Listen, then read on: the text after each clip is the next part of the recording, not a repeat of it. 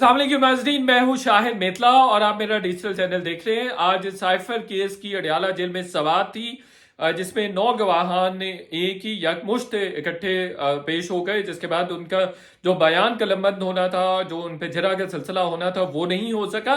इसी दौरान इमरान खान साहब की जानिब से इंतहाई अहम दावा सामने आया है, बहुत बड़ा दावा सामने आया है कि मुझे जहर दी जा रही है। इसका अहाता करने की कोशिश करेंगे कि इमरान खान साहब के दावे में कितनी सदाकत है या वो पैनिक कर गए हैं। और साइफर केस की जो समाअत है वो वैसे तो 7 नवंबर तक मुलतवी हो गई है।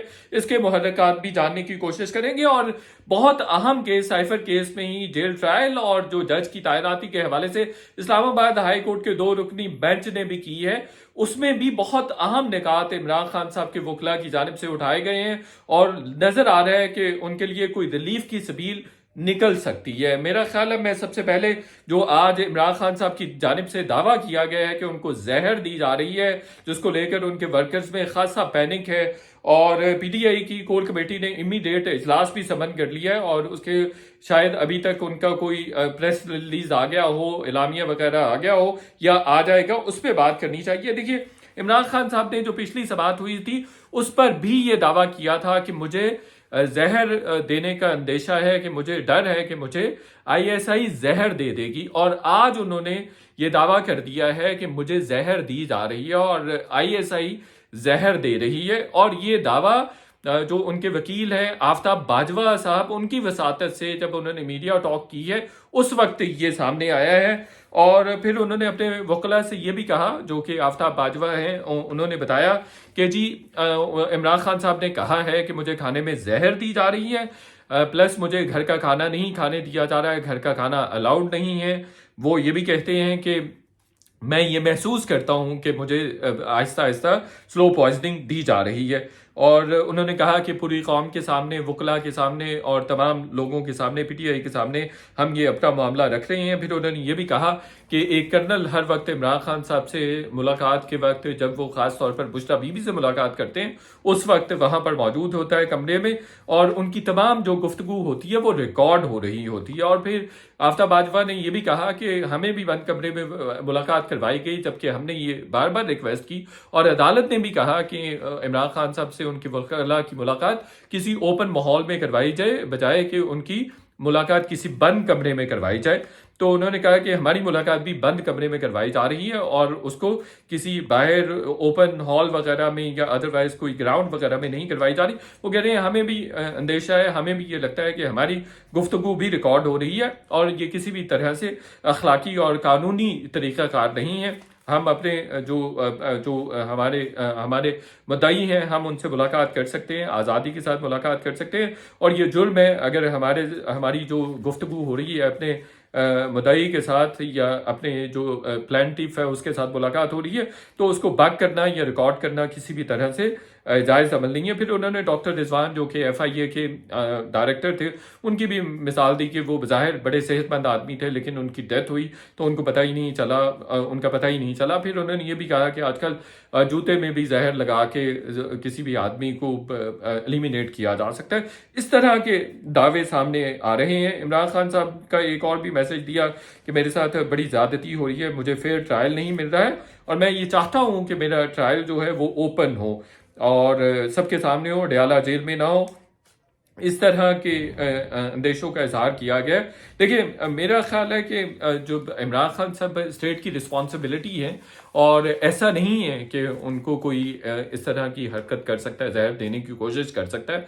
डेफिनेटली सबको पता है कि वो चूँकि स्टेट की कस्टडी में है, वहाँ पे पुलिस भी तैनात है, वहाँ पे एजेंसीज के लोग भी तैनात होते हैं, तो ये पॉसिबल नहीं है कि उनके खाने में उनको जहर दी जा सके। और फिर हमारी मालूमात के मुताबिक उनका खाना जो है 2-3 जगहों पे चेक होके जाता है। हाँ, ये ज़रूर है कि जैसे वो कह रहे हैं कि अगर उनको इतना शक है और मेंटली वो डिस्टर्ब्ड हो गए हैं और शायद पैनिक कर गए हुए हैं, तो ज़रूरी है कि उनको खाने की इजाज़त दे दी जाए। ये एक मामूली सी फेवर है साबिक वज़ीर आज़म के लिए, जो कि उनको मेरा ख्याल है मिलनी चाहिए। और फिर जो डॉक्टर्स की भी रिक्वेस्ट की गई है कि डॉक्टर्स उनका मुआयना करें, इसको भी अलाउ करने में, परमिशन देने में कोई हरज नहीं है और मेरा ख्याल है ये अगले कुछ दिन में परमिशन मिल जाएगी। ऐसा पॉसिबल नहीं है کہ عمران خان صاحب کا سب کو پتا ہے ایک پاپولر لیڈر ہیں، پھر انٹرنیشنل کمیونٹی کے ساتھ بھی ان ٹچ ہیں، اور ان کی سٹنگز بھی ہیں، لائک ان کی پارٹی کے بھی کافی سارے کنیکشنز ہیں جو کہ انٹرنیشنلی بڑے روبسٹ ہیں، اور ادروائز بھی ان کی پارٹی کا نیٹ ورک اوورسیز میں بہت ہے،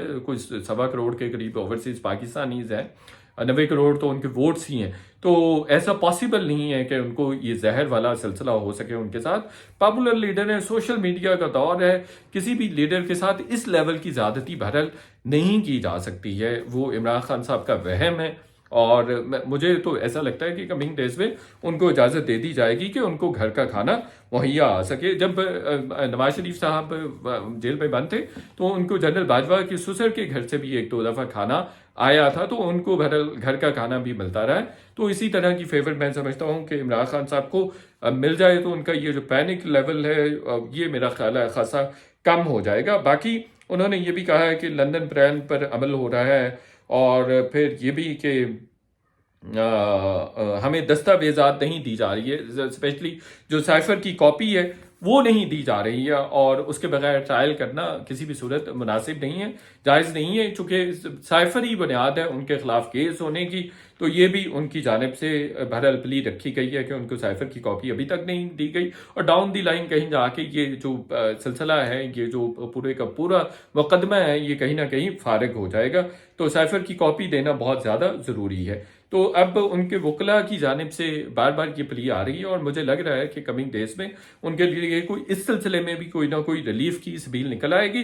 اور دوسرا جو آج اسلام آباد ہائی کورٹ میں ہیئرنگ ہوئی ہے وہ بھی بہت انٹرسٹنگ ہوئی ہے. اس میں بڑے مضبوط قسم کے، ٹھوس قسم کے قانونی دلائل اٹھائے گئے ہیں. خاص طور پر جو سلمان اکرم راجہ صاحب نے کہا ہے کہ ایک تو یہ ہے کہ ہمیں اوپن ٹرائل دیا جائے، دوسرا اہم پلی یہ ہے، نقطہ یہ ہے قانونی، کہ جو ابو الحسنات ذوالقرنین ہیں، جو جج ہیں، ایڈیشنل سیشن جج ہیں، ان کو کس طرح سے تعینات کیا گیا ہے. سلمان اکرم راجہ کے مطابق اور قانون کے مطابق ایسا پاسبل نہیں ہے کہ سینکڑوں ایڈیشنل سیشن جج موجود ہیں پاکستان میں، تو کسی بھی ایک جج کو وزارت قانون یہ تفویض کر دے کہ وہ سائفر کیس یا اوپن جو آفیشل سیکرٹ ایکٹ کا پہلا مقدمہ ہے جو کہ ریاست کی جانب سے دائر کیا گیا ہے، اس کو وہ سنیں اور ان کی کیا کوالیفیکیشن ہے. اس طرح سے انہوں نے اس کو ٹیک اپ کرنے کی کوشش کی ہے. تو انہوں نے کہا کہ اگر پہلی بات تو یہ ہے کہ وزارت قانون کے پاس یہ اختیار موجود نہیں ہے، اور دوسرا یہ ہے کہ ایف آئی آر کی بنیاد پر یہ مقدمہ آگے چل نہیں سکتا ہے، اور ایف آئی آر جو ہے وہ ایف آئی اے نہیں کروا سکتی، بلکہ یہ اسٹیٹ کی جانب سے ہونی چاہیے تھی. اسٹیٹ کی جانب سے اس طرح سے ہونی چاہیے تھی کہ اس کا اپروول کیبنٹ سے لیا جانا چاہیے تھا مصطفیٰ امپیکٹس کیس کے تحت. اور یہ بھی کہ جو جج تعینات کیے گئے ہیں وہ فیڈرل گورنمنٹ نے تعینات کرنا تھا، وہ ریاست نے تعینات کرنا تھا، چونکہ جو فیڈرل گورنمنٹ ہے وہ ریاست کے بہاف پہ آپریٹ کرتی ہے. تو وزارت قانون اکیلے یہ فیصلہ نہیں کر سکتی ہے کہ کسی جج کو یہ اختیار تفویض کر دیا جائے. تو اس لیے ضروری ہے کہ ان کا یہ معاملہ جو ہے وہ یہ فیصلہ کرے کہ کس جج کے پاس ان کا یہ کیس جانا چاہیے. اور پھر جو پہلا نقطہ میں نے بیان کیا تھا جس میں یہ کہا گیا کہ ایف آئی آر جو ہے وہ ایف آئی اے کی جانب سے نہیں ہو سکتی، بلکہ اس کی بھی جو کمپلیننٹ ہے وہ اسٹیٹ کو بننا چاہیے، اور اس کیس میں ایف آئی اے کمپلیننٹ ہے، اسٹیٹ کمپلیننٹ نہیں ہے. یہ بھی بہت اہم نقطہ ہے. تو یہ دونوں جو قانونی نکات ہیں یہ بہت اہم ہیں، ٹھوس ہیں، اور ان کی بنیاد پہ کسی نہ کسی طرح سے عمران خان صاحب کو ریلیف ملتا نظر آ رہا ہے.